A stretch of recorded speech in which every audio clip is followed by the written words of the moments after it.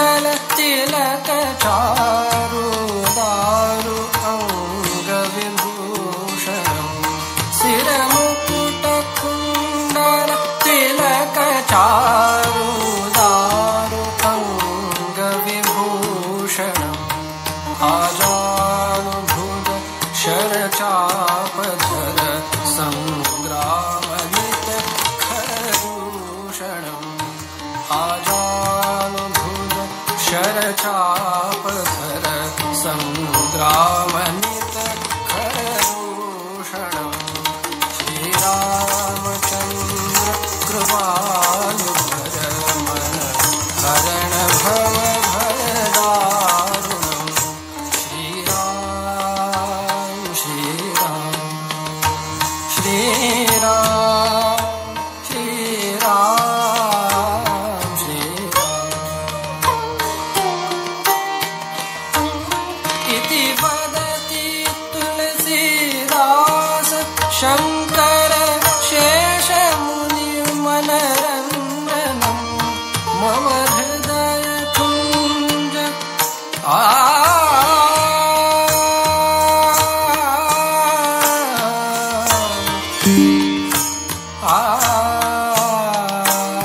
मम हृदय कुंज निवास गुरु कामादिखलदरञ्जनं श्रीरामचन्द्र कृपालु भजमन हरण भव भयदारुणं श्रीरामचन्द्र कृपालु भजमन हरण भव भयदारुणं श्रीराम श्रीराम श्रीराम श्रीराम श्रीराम श्रीराम